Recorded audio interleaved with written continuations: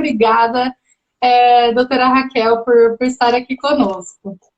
Imagina, Alice, é um prazer estar aqui com você, com todo mundo que está aqui acompanhando a gente, mas particularmente você e a Rosa, que são pessoas que eu tenho uma profunda admiração pela seriedade, pelo dinamismo com que vocês fazem tudo que fazem e que é sempre um sucesso. Parabéns.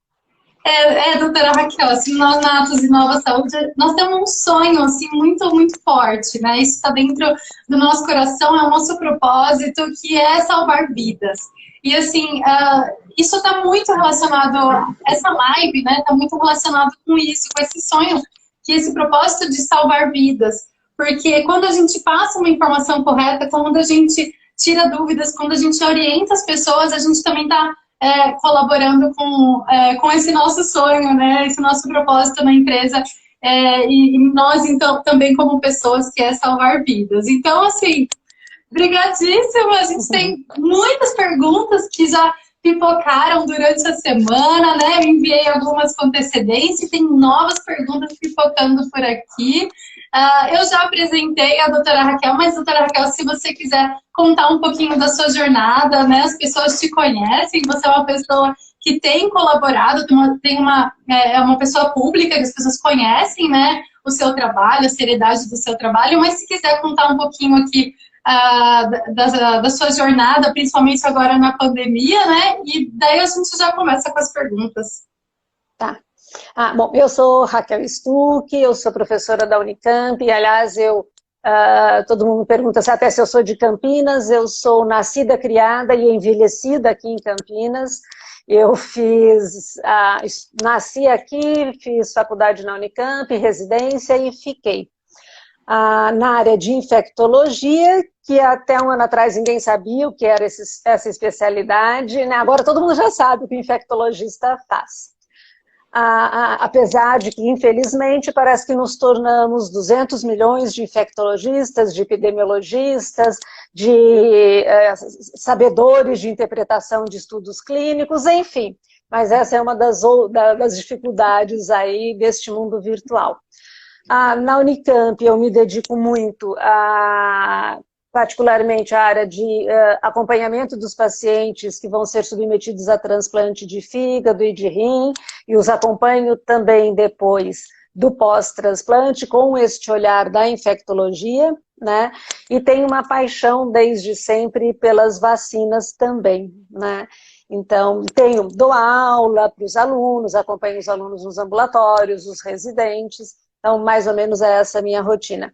Nesta pandemia, eu não fiquei na linha de frente, porque aos 62, né, eu achei que não era conveniente. Se necessário fosse, eu iria, mas tinha muita gente jovem lá para trabalhar. Mas fiquei na retaguarda, não deixei de ir nenhum dia para o hospital, porque as outras patologias, as outras doenças, a gente continuou atendendo, ainda que de uma maneira mais reduzida, né, mas a gente ainda continuou com o nosso atendimento também, e o transplante que não para.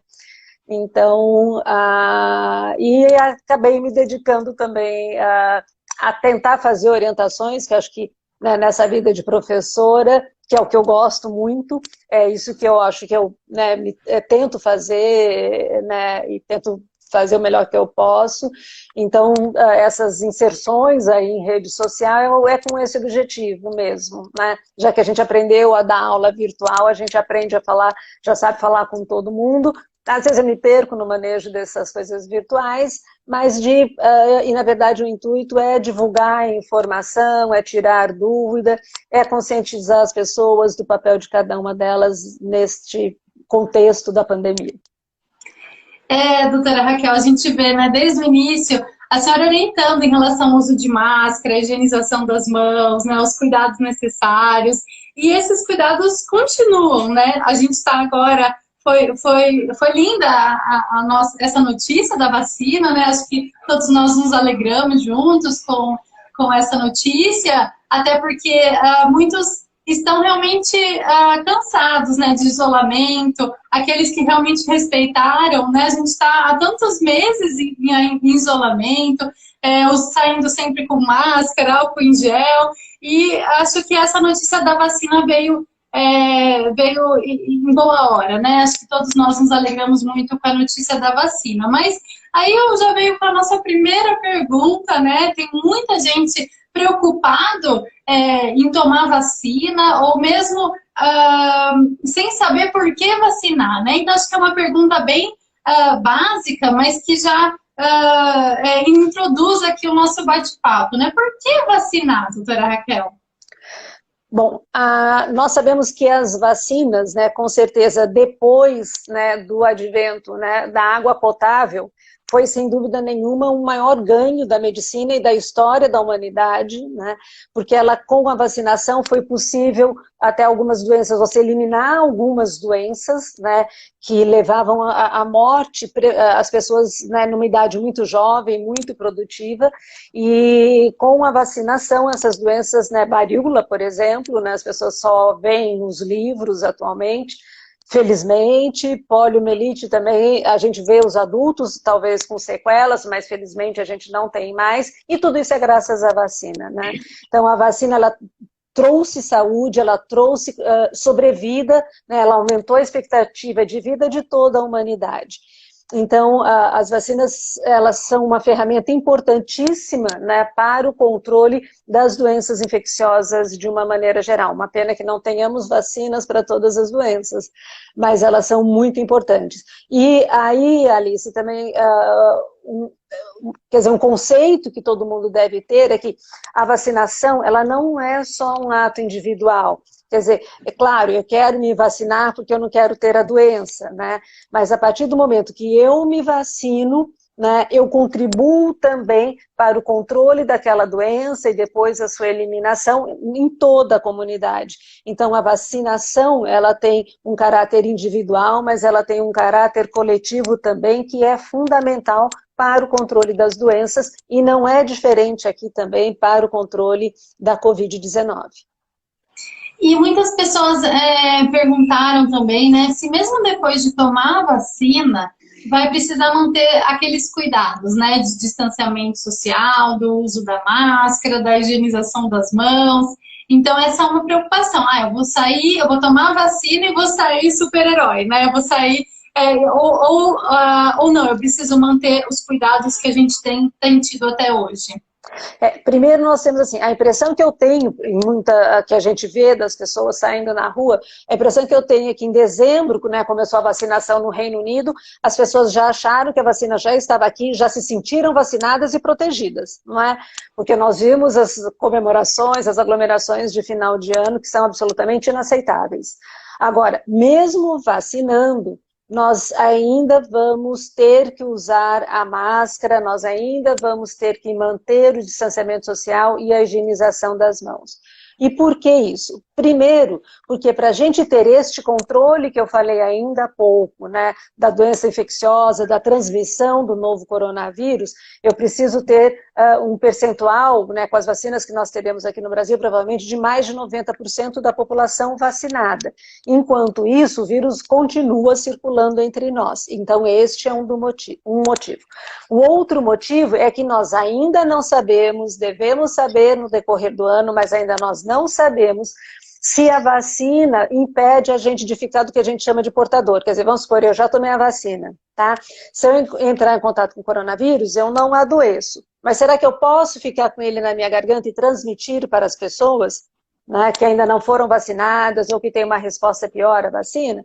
Isso nós ainda não sabemos. Então, como este risco, né, é um risco que é teórico que existe, nós devemos ainda manter todos esses cuidados. O uso correto das máscaras sempre que sair de casa, não provocar aglomeração, evitar os ambientes fechados, sem ventilação natural, manter o distanciamento social e sempre higienizar as mãos. Até sobre a máscara, até já vou pegar, eu fiz aqui um esquema de anotar no post-it, daí eu já vou amassando e vou jogando depois que eu perguntar, porque foram muitas perguntas e ainda vão ter algumas aqui durante o nosso bate-papo. Mas uma das perguntas até em relação à máscara é se a máscara de tecido duplo protege contra as variantes. Parece que foi falado em alguma notícia que não protege, então ainda há uma dúvida, né, se as máscaras caseiras, aquelas de tecido mesmo, que as pessoas que não são profissionais da saúde têm usado, que é aquele tecido duplo, se elas protegem da variante, se a variante ela tem um poder de penetração maior, né, e em relação à máscara. Houve a divulgação, acho que ontem, né, na imprensa francesa, de um questionamento da imprensa francesa se as máscaras de tecido corretamente fabricadas e corretamente usadas, se elas protegem ou não. E, na verdade, é um artigo mais de discussão sobre isso do que alguma constatação. Agora, eu estava até, antes de entrar aqui, eu estava conversando com os colegas, né, infectos, e o meu comentário é assim, primeiro, a gente tem que lembrar que a Europa, a recomendação do uso obrigatório de máscara, ela não ocorre na maior parte dos países, né? Ontem, por exemplo, no Reino Unido ia ser obrigatório para entrar em ônibus e metrô, porque não era, né? Então, e a gente vê as fotos na Europa, as pessoas, tem gente de máscara, tem gente sem máscara, porque não há uma obrigatoriedade.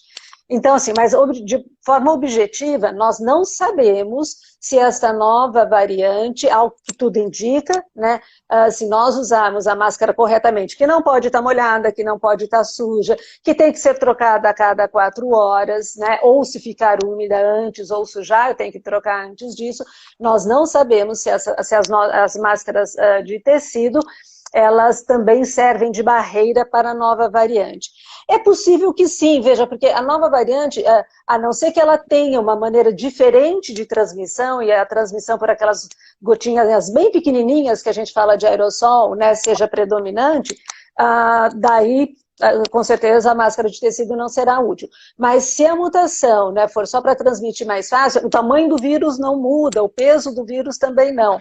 Então não deve ter interferência, acho que foi mais um questionamento. E gostaria, Alice, se você me permite, só de lembrar o seguinte, que essas máscaras de tricô, elas são lindas, né? Elas são fashion, ela acomoda bem, ela não fica andando, mas elas são inúteis para servir de barreira.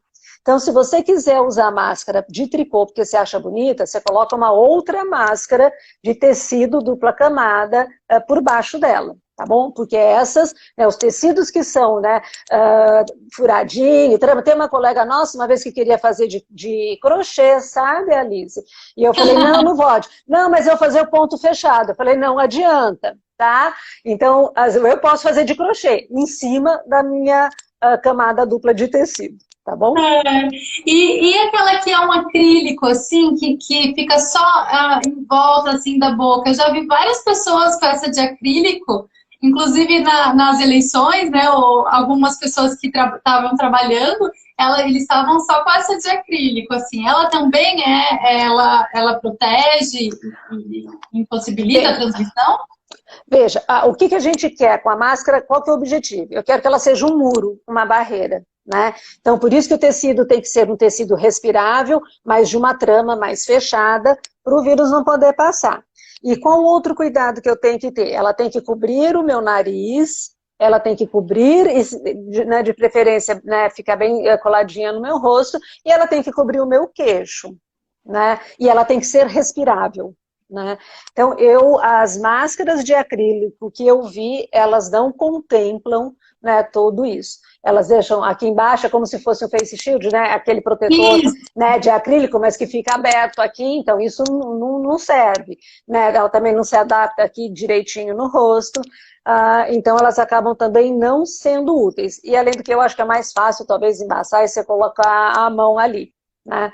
E precisa sempre também estar higienizando. Então, por não moldar direito no rosto, elas passam a não ser... Agora, elas podem ser úteis em situações muito especiais, por exemplo, né? Talvez no consultório, né? Numa consulta de fonoaudiologia, por exemplo, né? Que você vê um movimento e tal, mas isso é uma situação específica da específica. Né? Mesmo assim, nessa situação, o Face Shield seria mais indicado, porque ele é maior, né? Ele vem até aqui embaixo. Aproveitando até a pergunta da Lídia e da VivoArt, né? Aquela máscara que fecha inteira, mas ela é um tecido antiviral. Então, essa máscara, o tecido antiviral foi testado, né, Aqui até no Instituto de Biologia, a professora Clarice Arnes, ela testou até essa capacidade antiviral dessas mais famosas, assim, né, porque eu digo porque aqui tudo é falsificado depois, com muita facilidade, e realmente essa máscara tem uma propriedade antiviral. Agora, da mesma forma que as outras, elas também têm que ser lavadas, elas também, né, não é 100% de antiviral, então eu não devo tocar e achar porque o vírus estão todos mortinhos do lado de fora, então a gente não deve tocar, se tocou a mão do lado de fora eu tenho que higienizar, mas parece sim que elas têm uma proteção a mais, vamos dizer assim, do que as máscaras de tecido. E olha, doutora Raquel, o doutor Luiz Roberto Lopes, ele falou que a professora Raquel foi a primeira médica a divulgar o uso de máscara em todo lugar, mesmo indo contra muitos que não falavam sobre a máscara. Depois de algumas semanas, a orientação passou a ser mundial. Então fica aqui também esse comentário. O Luiz Roberto sempre lembra disso, porque eu apanhei muito logo depois disso, e ele sempre faz esse comentário, e que eu agradeço. Um grande abraço para você, Luiz Roberto. Doutora Raquel, a gente teve também, nesse final de semana, né, a gente assistiu a aprovação da Anvisa as duas vacinas, a do Butantan e a da Fiocruz, né? E os técnicos da Anvisa afirmaram sobre a importância de manter esses cuidados pós-vacina. Bem, já fiz essa pergunta, desculpa. Eu tô com o roteiro aqui, doutora Raquel, a gente já falou sobre isso. Recapitulando. Sim, vamos manter esses cuidados pós a vacina. Vacinados e não vacinados, vamos manter estes cuidados. Isso. E quem não pode vacinar? Falando agora, né, da vacina, né? A orientação realmente tem um calendário vacinal, a orientação é que a maioria seja vacinada, mas tem exceções de pessoas que não podem vacinar, não devem ser vacinadas?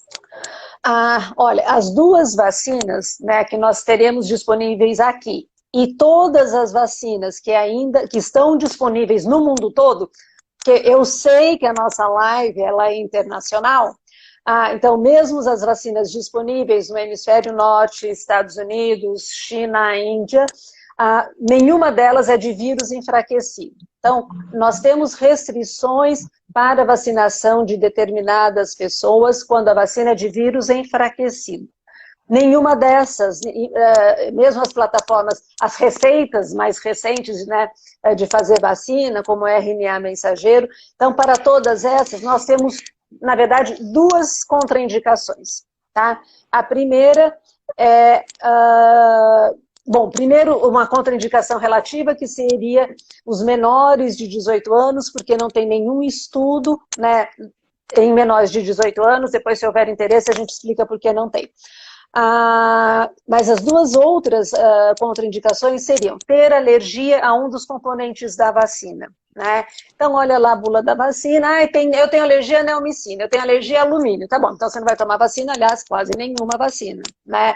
As vacinas da Pfizer e da Moderna que deram reação alérgica, porque elas contêm polietileno-glicol, né? Que é uma substância que está presente em laxante, em muitos cosméticos, inclusive, só que numa concentração menor do que está na vacina, e as reações que aconteceram da Pfizer e da Moderna eram em pessoas, sei lá, dos 8 casos, em 6 casos, em pessoas que eram extremamente alérgicas, tanto que eles são pessoas que andam até com o EpiPen, aquela, né, seringuinha de autoaplicação de adrenalina, porque eles respirou mais fundo, deve ter choque anafilático, né?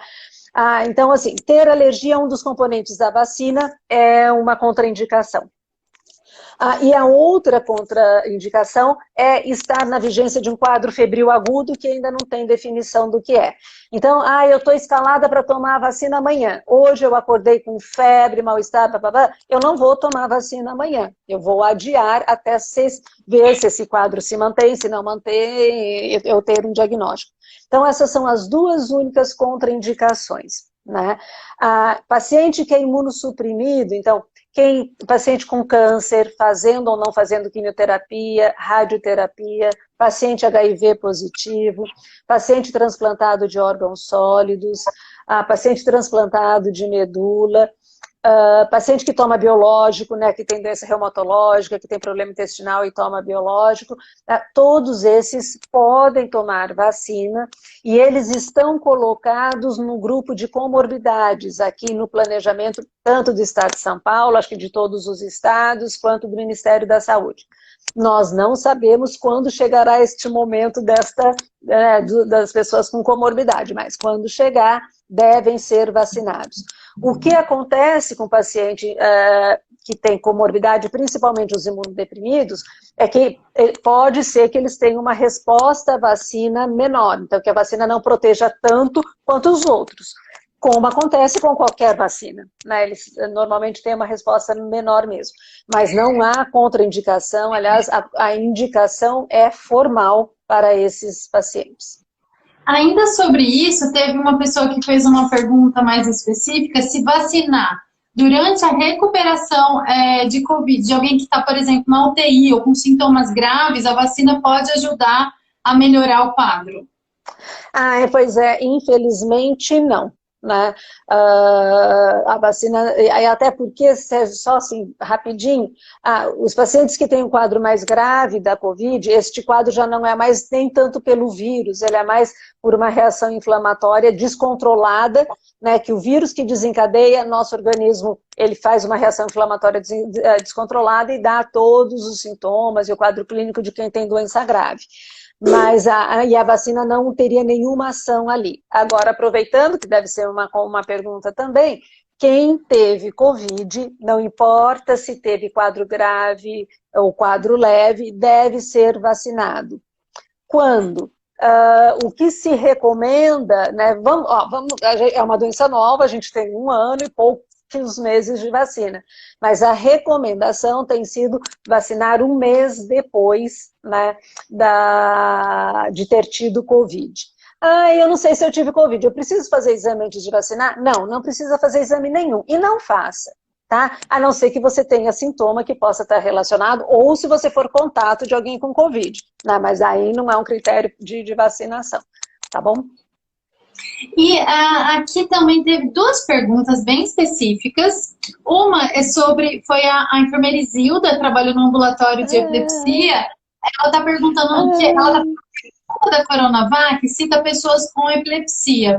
E ela perguntou se você tem alguma orientação em relação a isso.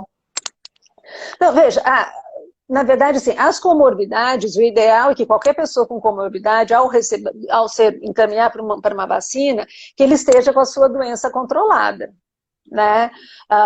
Porque senão, e até por serem vacinas mais novas, qualquer coisa que seria da doença descompensada ou fora de controle, você pode, de forma equivocada, atribuir como uma reação à vacina e não é. Então, desde que a pessoa também esteja com o quadro convulsivo dela controlado, não tem nenhum problema. E um comentário importante, quer dizer, as pessoas que tomam as suas medicações de uso crônico devem manter as medicações da mesma forma sendo vacinados. Não é para alterar nada as medicações de uso rotineiro. E no caso do diabético, né? Teve uma pergunta aqui, na verdade, da diabetes, né? Foi até do meu marido que tem diabetes tipo 1. Ele perguntou se alguma pessoa com diabetes foi testada com a vacina e se tem alguma influência da diabetes na vacina ou vice-versa. Tá, assim, o grupo de pessoas com comorbidade, vários, em todas essas fases 3 aí das vacinas, a maior parte delas tem pessoas com comorbidade que fizeram parte do grupo. Da Coronavac também, eram profissionais de saúde, mas a gente tem profissional diabético, hipertenso, obeso, tudo. HIV positivo, tudo. Então, a gente tem de tudo. Agora, esta análise para saber se responde igual, né, um pouco... ou responde menos à vacina, né, as pessoas com comorbidade, mesmo diabético, esta análise pormenorizada a gente não tem, e talvez a gente não tenha ainda também um número suficiente, mesmo nesses trabalhos, de pessoas com cada uma das comorbidades para ter uma análise estatística que seja relevante. Né? Mas, a exemplo de todas as outras vacinas, e veja, se a gente for falar até da Coronavac, a Coronavac é vírus morto. A gente tem muita experiência com vacinas de vírus morto há mais de 50 anos. Então, não tem por que a vacina ter uma reação adversa, descontrolar a doença, interferir na resposta, né, ao hipoglicemiante que toma, ou insulina, nada disso. Tá? Isso a gente tem segurança para falar. Mesma coisa para hipertensão, cardiopatias, né?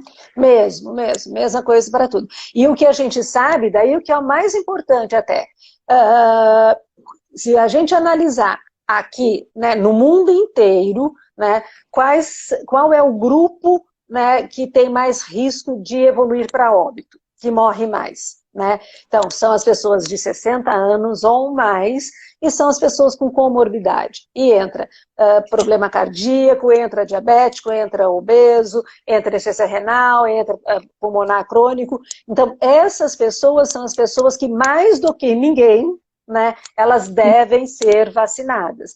Porque se eu tenho até que o grande foco de todas as vacinas, né, o objetivo de análise das vacinas no primeiro momento foi prevenir doença grave.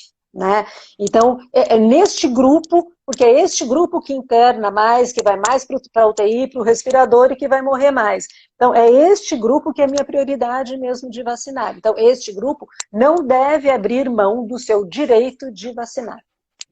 E as gravidinhas, doutora Raquel? Porque até vi que você postou um vídeo ontem, né? Ontem falando um pouquinho disso, mas assim choveu de perguntas sobre grávidas, lactantes, ou aquelas que querem engravidar. Então, qual é a orientação para esse grupo? Aí nós temos que colocar dois conceitos importantes, ou duas informações importantes.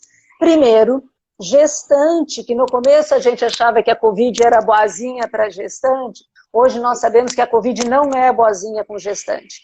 Então, gestante, ela e até gestantes têm que tomar mais cuidado ainda para bloquear a transmissão, para não ter aglomeração nem nada.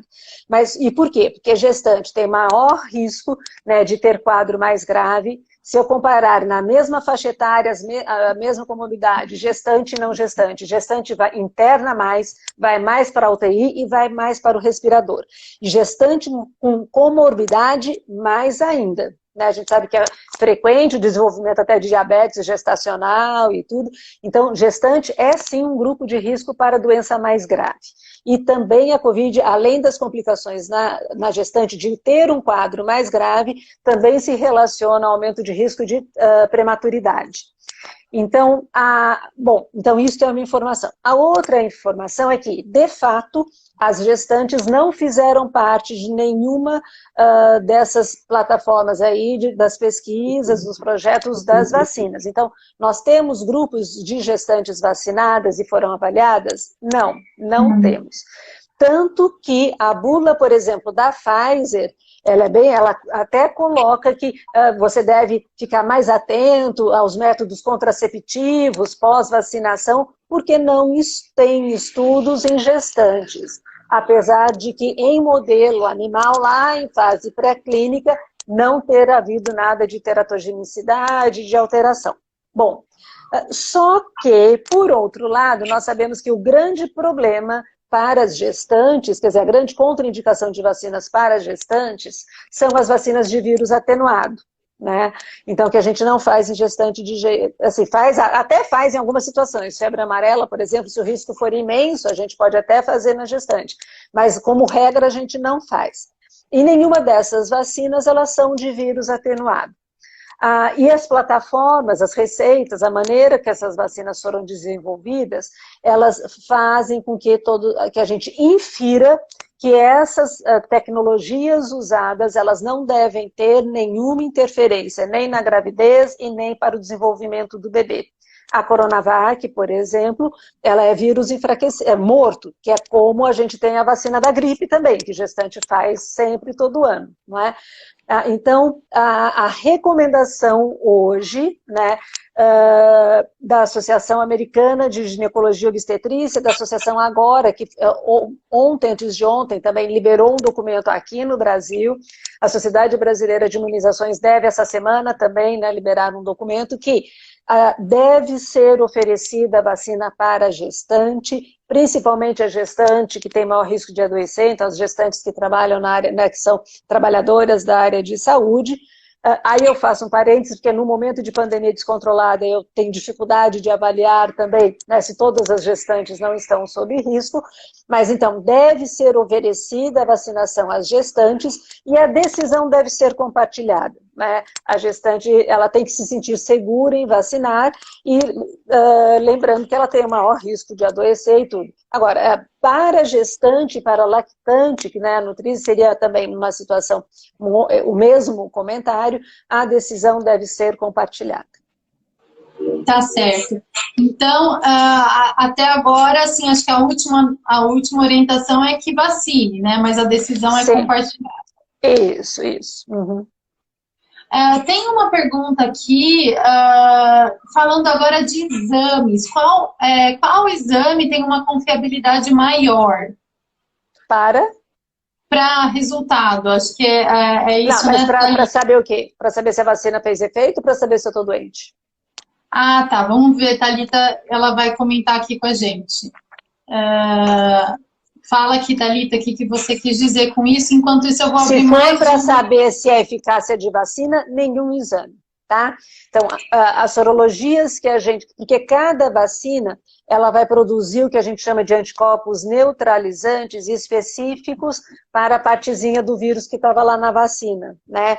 E as sorologias, tem sorologia, cada uma pesquisa o anticorpo contra um determinado, então pode não coincidir. Então, os exames de rotina, de sorologia, mesmo a sorologia que a gente hoje orienta a fazer, eventualmente, de anticorpos totais, não é útil para avaliação de resposta vacinal. Pelo menos até o momento, a gente não deve fazer nenhuma delas.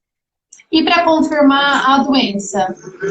A única confirmação, né, que a gente aceita para a doença é ter encontrar o vírus por biologia molecular ou por pesquisa de antígeno. Ponto. Tá? Nenhum outro é útil para saber da doença e nem para saber se também está transmitindo ou não, né?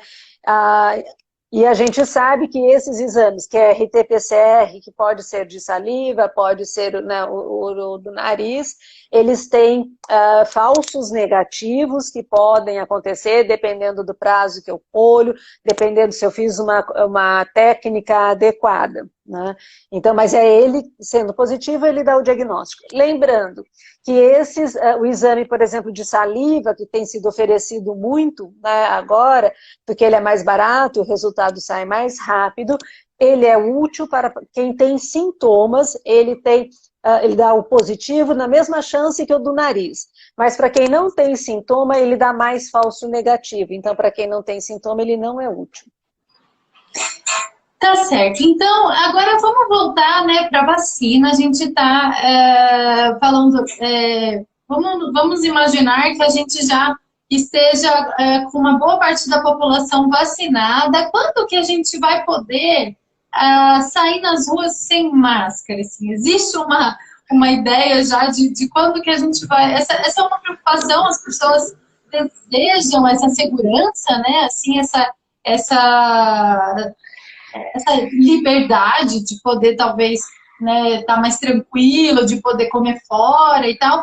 Quando que isso vai acontecer? Qual é a porcentagem da população que tem que ser vacinada, com qual vacina, de qual a eficácia dessa vacina para que isso aconteça?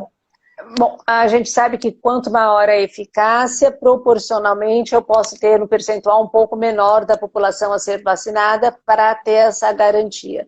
Agora, a expectativa hoje é que com as vacinas que nós teremos aqui no Brasil, precisaremos ter uns 90% aí da população vacinada para ter mais tranquilidade. Agora, é algo que também nós vamos ter que avaliar no decorrer aí da vacinação, né, e os números da pandemia. Porque se nós tivermos, né, uma porcentagem já boa da população vacinada e que a vacina realmente, ela diminua em 80%, vamos dizer assim, que daí nisso as duas vacinas AstraZeneca e Coronavac são mais ou menos os mesmos números, os casos graves e internados, não é? Eu vou ter, aqui a maior parte das pessoas que eventualmente adoecerem vão ter um quadro mais leve, que nem precisa de atendimento nenhum. Né?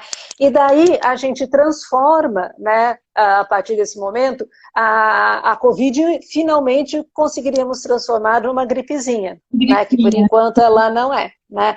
Mas a expectativa ainda é que a gente tenha que ter cerca de 90%. Nós não estamos com a expectativa de que se consiga eliminar o novo coronavírus. Né?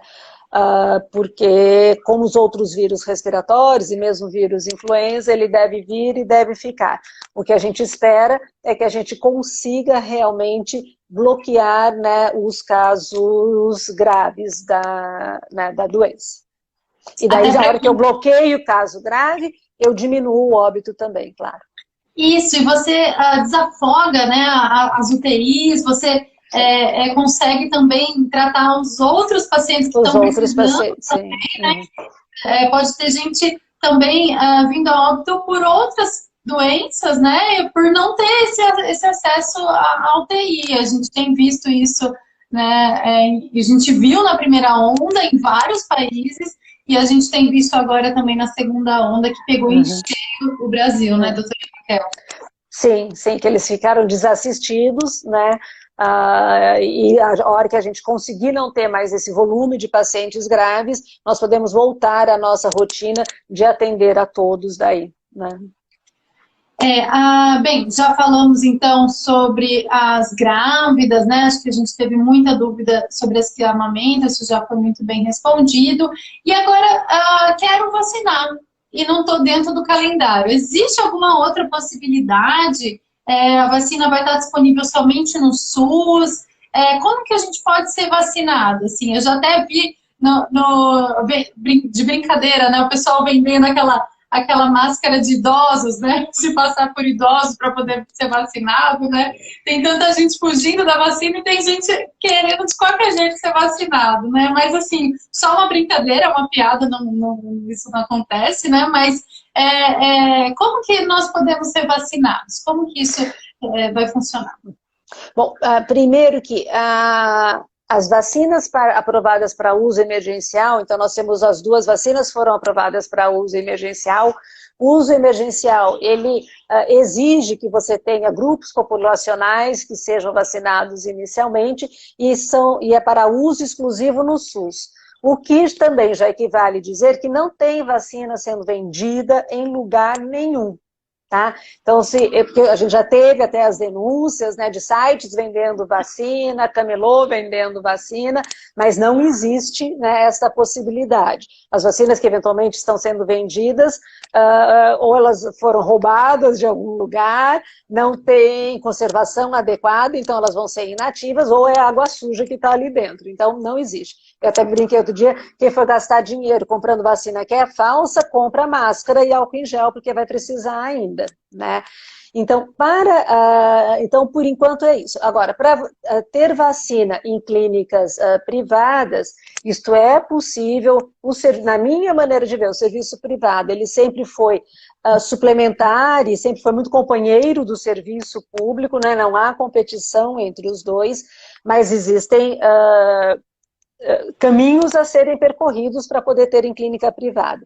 Então, o primeiro é que só são aprovadas, tem que ter aprovação da Anvisa e aprovação regular, então não pode ser aprovação para uso emergencial. Para ter aprovação na Anvisa de uso regular, tem que ser as vacinas que já foram, ou já concluíram ou têm resultados de fase 3, ou que eventualmente, né, ou também que tenham as aprovações nas agências regulatórias internacionais de renome, pelo menos, né? E para ter, nos internacionais, a gente tem que ter já a fase 3 concluída. E os laboratórios produtores dessas vacinas têm que solicitar à Anvisa a aprovação de uso regular. A Anvisa ela não vai atrás, né? Ela trabalha sob demanda. Então, assim que o laboratório né, quer trazer isso para qual remédio também, se ele quer que uma medicação seja incorporada, né, esteja disponível no Brasil, ele tem que pedir para a Anvisa autorização para isso e entregar toda a documentação que é exigida e aguardar a Anvisa liberar.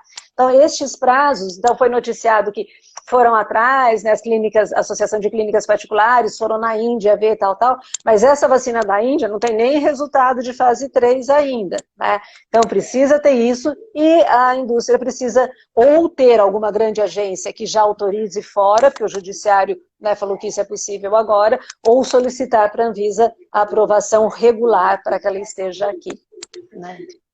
E como vai ser o acompanhamento dos vacinados, né? Então, assim, vamos supor que eu seja profissional da saúde, estou, né? E vou entrar aí no grupo dos vacinados. Vai ter algum acompanhamento? E também a pergunta era em relação à reação alérgica, que já foi respondido, né, lá no começo. As pessoas têm a reação alérgica. Quem já tem alergia a algum componente da vacina, né, obviamente, pode vir a ter reação alérgica, né? Agora, a gente, mas aqui, Alice, também, assim, a gente pode ter reação alérgica, eu posso, eu não sei, eu olho lá, eu tenho alergia a ácido acetil salicílico, diclofenaco e dipirona. Não tem nada disso na vacina. Eu vou lá tomar vacina. Eu posso ter uma reação alérgica? Posso. Isso é uma loteria, tá? Existe, a vacina, por exemplo, as vacinas, né, a Coronavac, ela já foi aplicada em centenas de milhares de pessoas na China mesmo. É certo que a China, a gente tem dificuldade de comunicação do que acontece, né, assim, de divulgar se teve reação ou não. Mas eu posso ir lá e, por exemplo, ter uma reação e pipocar todo o meu corpo? Eu posso. Isso pode acontecer, como pode acontecer com todos. Se a gente pegar a bula de qualquer remédio, tá lá, né, em 0,01% pode ter dor de cabeça, não é? Tem isso em tudo. Em vacina também tem. Então, eu posso ter uma reação alérgica, mesmo sem saber. Agora, se eu tiver alguma reação, né, diferente, né, e pipoquei todo o corpo, por exemplo, eu devo voltar ao local que eu fui vacinada e avisar isso. Isso é extremamente importante, né? Porque existe, de notificação compulsória, né, reações que possam estar relacionadas à vacina. Depois, mas eu não sei se é da vacina ou se foi o peixe que eu comi ontem. Tá bom, mas você vai lá e vai falar, eu tomei a vacina ontem e hoje eu pipoquei. E as pessoas que trabalham, né, com vacina na vigilância vão analisar se tem relação ou não. A gente só vai conseguir ter um dado de reação, se a vacina dá reação ou se não dá, se as pessoas também notificarem e voltarem ao serviço. Claro que não teve nenhuma reação descrita em fase 3, mas a hora que eu vou fazer na população como um todo, né, milhões de pessoas, é possível que um caso ou outro apareça. Então isso pode ser que venha a acontecer, né? Ontem nós tivemos já vacinação em São Paulo, que acho que foi quem mais vacinou, e por enquanto, pelo menos de noticiar, está todo mundo bem. Então isso também dá muita tranquilidade para a gente, né? E ainda sobre, a gente já falou sobre as comorbidades, né? Falamos sobre as doenças autoimunes. Tem mais uma pergunta aqui, como inclusive a doutora trabalha bastante com isso, né? Fala sobre a vacina para transplantado. Acho que também já foi falado, né, Silvia? Mas a Silvia que perguntou, né? Mas assim, não existe contraindicação, né, doutora Raquel? Nenhuma, né? O transplantado, ele deve tomar a vacina, se for possível, se for um transplante recente, o ideal é que se espere um mês do transplante, então após... E por que esperar um mês? Na verdade é porque no primeiro mês a dose do imunossupressor é muito alta, então ele tem chance de responder menos à vacina do que depois de 1, 2 meses, quando a imunossupressão já está mais controlada. Então pode e deve ser vacinado e vai estar lá no grupo das comorbidades. Eu vou virar aqui do governo. Só para dar uma olhadinha nas perguntas. Olha, a gente tem perguntas sobre eficácia da vacina. Eu posso até falar uma, que depois você vai vendo aí? Uma coisa que eu tenho recebido é as pessoas falando que mas não tem estudo a longo prazo sobre reação adversa à vacina. Né? Quer que eu vire também você? Não tem estudo. Precisa. Não? As pessoas, eles vão ficar assim... não tem estudo... Daí eu sei, a longo prazo sobre reação adversa à vacina. Veja, as reações adversas às vacinas, quando elas acontecem nos primeiros dias pós a vacinação. Então, no histórico da vacinologia, então, desde a primeira vacina lá contra a varíola, até hoje, você não tem nenhuma reação que tenha, que seja tardia e que se possa falar que fazer um link ou uma associação com a vacina. Então, as reações adversas, elas acontecem nos primeiros dias, no máximo 2 semanas, 3 semanas depois. E este prazo de avaliação de todos os pacientes, os voluntários vacinados, nós temos sim. Né? Então, quando a gente fala que é segura, ela é segura e não precisa, não existe essa preocupação, mas não foi acompanhado por 6 meses, 8 meses. Em relação à adversa, não tem essa preocupação. Em relação ao tempo de proteção da doença, sim. Tá? Nós não sabemos isso para nenhuma vacina, quanto tempo vai durar a proteção. Vai ser 9 meses, como a vacina da gripe, que a vacina da gripe não dura 1 ano, ela dura 9 meses. Né? É que quando ela vem, se nós estamos no verão, você tem menos circulação do vírus da gripe. Então a gente toma todo ano. Mas desta da Covid, para nenhuma delas, a gente não sabe qual que é o prazo de duração. Né? Se é 9 meses, se é 1 ano, 2, 5 anos. Saberemos isso também ao longo deste ano, a partir de que a gente já tiver o resultado, né, do acompanhamento dos voluntários de todos os projetos de pesquisa. Agora, não é porque não sei quanto tempo vai durar que eu não tenho que vacinar, não é? Que dure agora, 6 meses, 8 meses, já está ótimo, qualquer coisa a gente toma de novo depois, não tem problema. E outra coisa, só 2 coisas importantes, eu estou me adiantando aí. São 2 doses da vacina, não tem nenhuma, se eu tomei 1 dose só, eu tenho que tomar a segunda? Tenho. Tá? Não tem nenhum estudo de dose única de vacina e as avaliações que foram feitas pós a primeira dose de vacina, a proteção é muito ruim.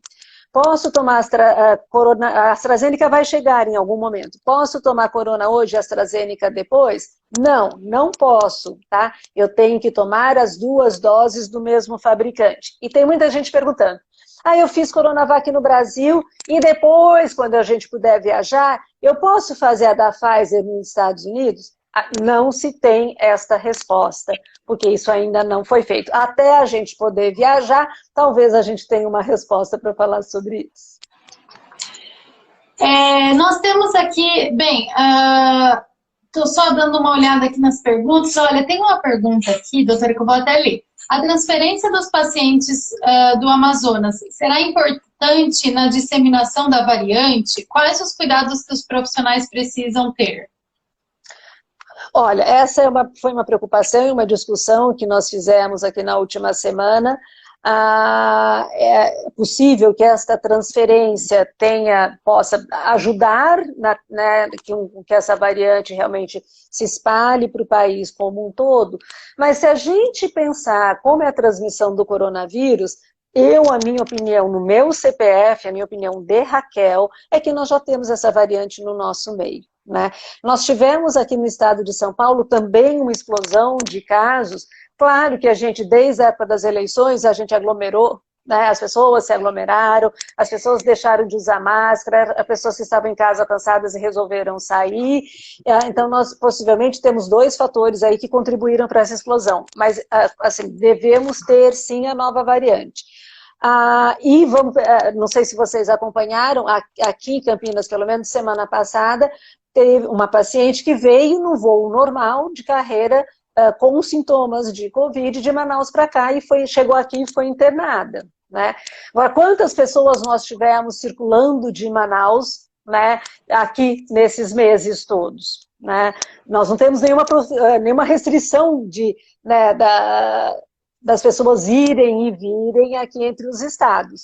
Então, eu acho que essa variante já está entre nós. E, em relação aos profissionais de saúde, os cuidados são os mesmos em relação ao coronavírus, independente da variante, tá? Parece, não tem nenhum, pelo menos até o momento, à luz dos conhecimentos de hoje, do dia 19 de janeiro de 2021, não tem nenhuma orientação diferente em relação aos métodos de barreira e a utilização dos equipamentos de proteção individual.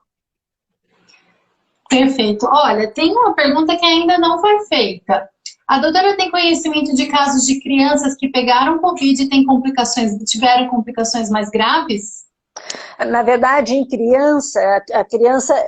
Por que a criança tem menos? Porque, assim, o coronavírus tem a espícula, que é o espinhozinho, né? O espinho do vírus é aquele que vai entrar nas nossas células, porque nós, adultos, temos um pedacinho da nossa célula de adulto que encaixa bem com o espinho do vírus. E as crianças não têm esse pedacinho ainda enquanto criança. Então, por isso que criança adoece menos, porque o vírus não consegue entrar, né, nas células. E as crianças, apesar delas poderem ter, né, uma carga viral maior, elas também transmitem menos. Agora, o que nós sabemos é que as crianças, elas podem ter uma síndrome, né, que a gente chama inflamatória aguda grave, pós-Covid, então elas praticamente não têm nenhum sintoma da Covid e podem ter um quadro depois sistêmico. Felizmente, esta ocorrência, ela não é frequente, né? E criança até ela não foi estudada para as vacinas, porque criança raramente adoece, raramente tem quadro grave. E quando você faz e projeta que você quer uma vacina, você vai ver qual que é a população que está adoecendo mais. E na Covid, a população que mais adoecia era a população acima de 18 anos. Ao contrário, a vacina de rotavírus foi feita só estudando criança. Você perguntar, vacina de rotavírus protege adulto? Faço a mínima ideia, né? Porque a gente não testou em adulto, porque em adulto rotavírus é uma coisa boba, né? Foi testado em criança, então só para justificar o porquê disso. Mas criança, e mesmo agora, né? Alguns artigos que saíram falando do aumento do número de casos, por exemplo, de crianças nos Estados Unidos, foi um aumento que ele acompanhou a curva do número de casos em adultos, criança e adulto. Então, e criança normalmente ela adquire, isso já tem trabalhos feitos, no ambiente doméstico. Então, normalmente é o pai, a mãe, a tia, a avó com a doença e que acaba transmitindo para a criança. A taxa, felizmente, de hospitalização da criança e mortalidade é menos de 0,1%, né? Então, felizmente, as crianças são poupadas nessa doença. Assim, só reforçando ainda uma resposta de algo que até já foi comentado pela doutora Raquel, tem uma pergunta bem específica aqui também, doutora Raquel, de uma pessoa que tem bronquite alérgica, alergia a comidas, que se manifestam na pele, níveis de eosinófilos estão sempre altos, tratamento de mais de 5 anos de anastrozol, pós-cirúrgico de câncer de mama, então são casos bem específicos, né? 60 anos mais, artrite, ela corre mais, a pergunta é, ela corre mais risco do que uma pessoa sem comorbidades? E se deve tomar vacina ou não? Deve tomar vacina, sim. Então, ter alergia a medicamentos ou algum tipo de comida não é contraindicação à vacina. Pós-operatório de câncer de mama, todos devem tomar vacina. São essas pessoas que vão se pegarem Covid, que vão normalmente precisar de UTI. Então, devem ser vacinados. Tá certo. Então, acho que isso foi uma pergunta bem específica, mas acho que é a dúvida de muita gente também, né? Uhum. Bem, mais alguma dúvida, pessoal? Alguma coisa que eu deixei passar? Deixa eu abrir aqui a caixinha de... Enquanto o pessoal está pensando, se vai perguntar, só um comentário que também foi bem falado, é que mas é uma vacina que só tem 50% de eficácia global, né? E a AstraZeneca 60% de eficácia global, eu quero a de 95%. Tá bom. Veja, pense no nosso país, né? Se a gente, o que é 50% de eficácia? Significa que a vacina vai diminuir em 50% o risco de eu adoecer. Então, em vez de a gente ter 60 mil casos no país, se a gente tiver só 30 mil. Se na sua cidade, que tem 1.000 casos por dia, tiver só 500. E o que a vacina provou também, nesses resultados, que se eu adoecer, né, eu tenho uma chance de 80% de ter um quadro muito leve, de ter uma gripezinha, eu não vou para o hospital. Então imagina, novamente eu vou falar, a gente diminuir em 80% o número de pessoas que vão evoluir, né, para quadro grave. É fantástico, é tudo que a gente precisa, né?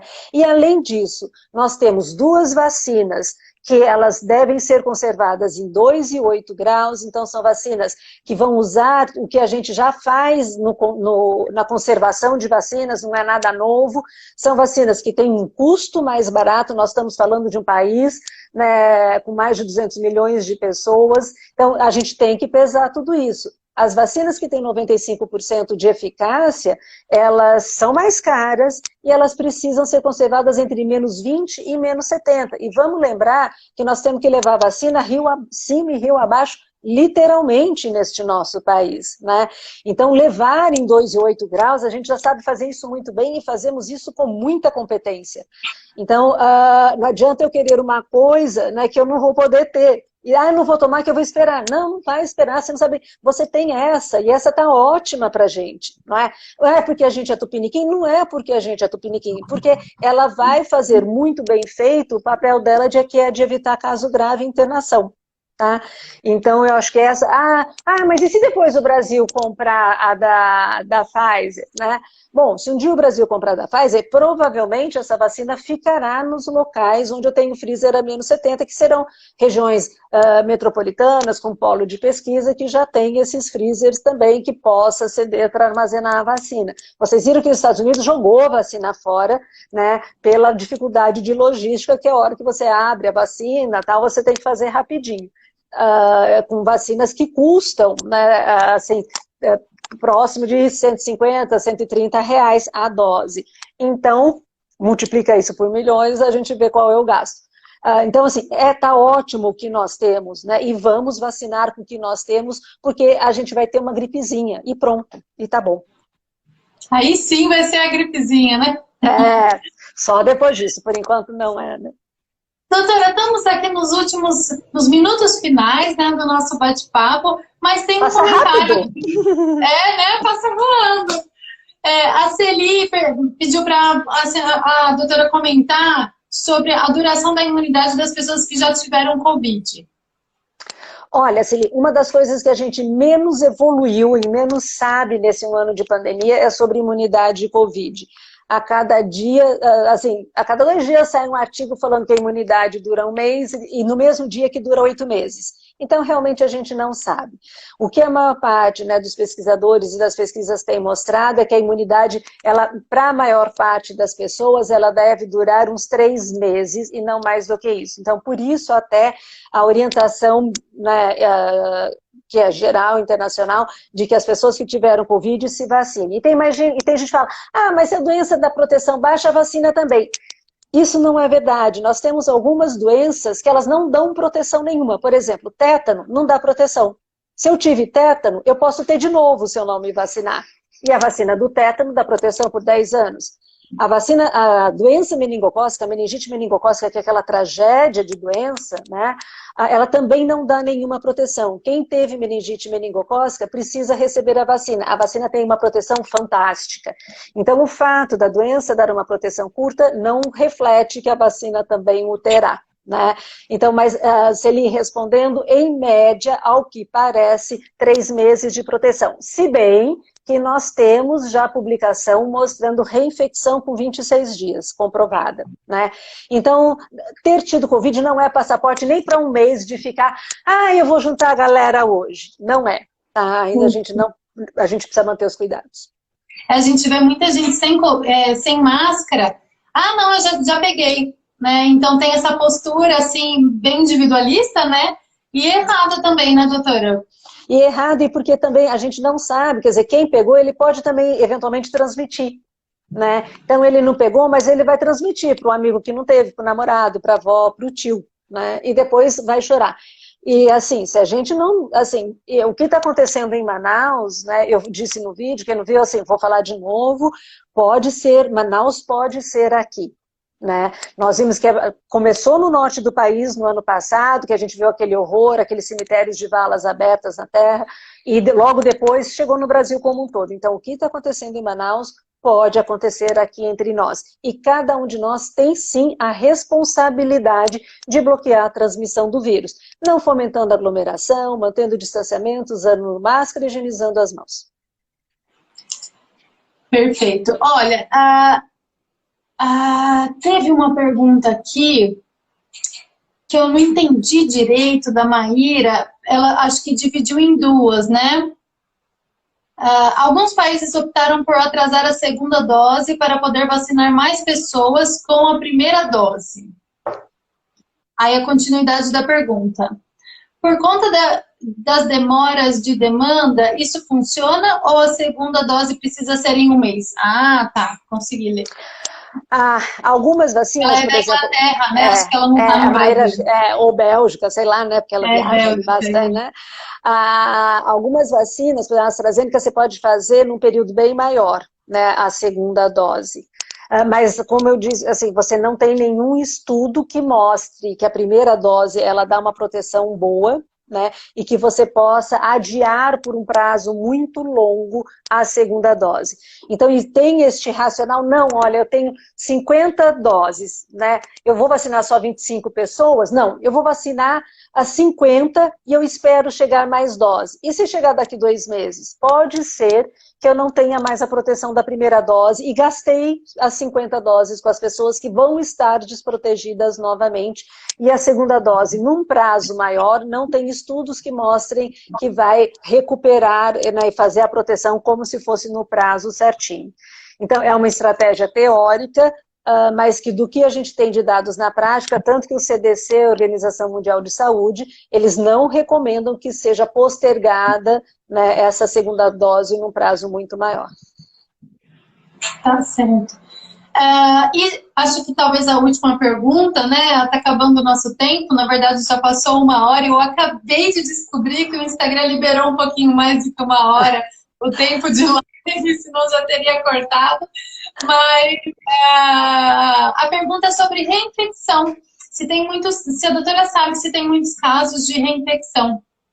O problema da reinfecção é que é muito difícil ainda a gente comprovar a reinfecção pelos critérios que existem. Por quê? Eu tenho que ter a pessoa que teve um quadro de Covid há 1 mês, 2, 6 meses atrás e ela tem de novo, PCR positivo de novo.